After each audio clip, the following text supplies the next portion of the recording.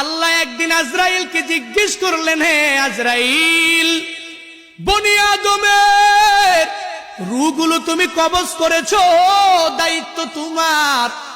হে আজরাইল, তুমি আমারে জানাও না ওই বনি আদমের মধ্যে কোন কোন রূহ কবজ করতে তোমার অনেক কষ্ট হয়েছিল?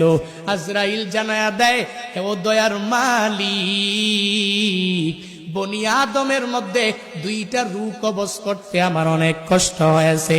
কোন দুইটা রূহ? বলে, এক নম্বরে এক আল্লাহর বান্দি মহিলা, বিশাল এক সমুদ্রের মধ্যে জাহাজটা প্লাবনের মধ্যে পড়িয়া যখনই ডুবিয়া যাবে, ওই হালাতে সবাই ডুবিয়া গেল।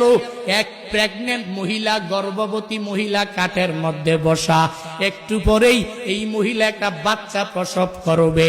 তোমার কুদরতের কারিশমা, ওই কাঠের উপরে আল্লাহর বান্দির একটু পরে প্রসব হয়ে গেল।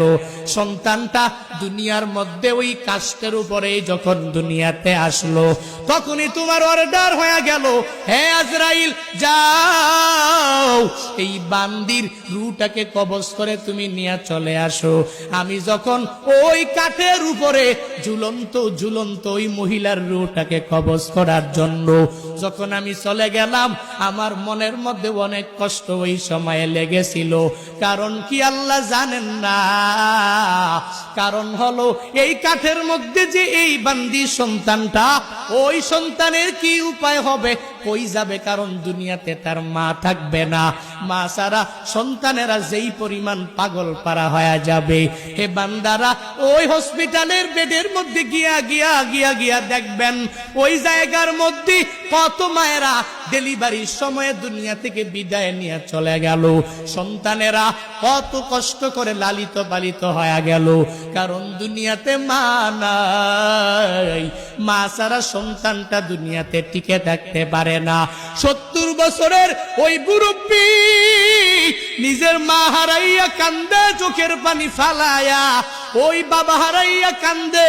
কারণ বান্দা তো জানে আমার নাতি নাতনির অভাব নাই, এই দুনিয়াতে আমার ছেলের অভাব নাই, এই দুনিয়াতে আমি সব কিছু দুনিয়াতে পাইয়া গেলাম, এখন আমার কোনো কিছুর অভাব নাই।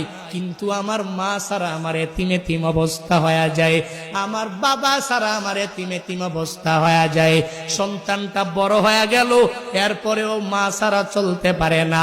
মা যার নাই, মনে হয় ঘরের মধ্যে কোনো একটা নাই।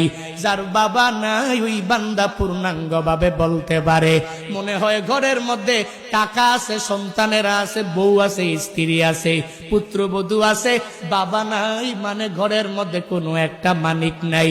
ওই যে মহিলাটা বাচ্চা প্রসব করলো, আজরাইল বলে, আল্লাহ, ওই মহিলার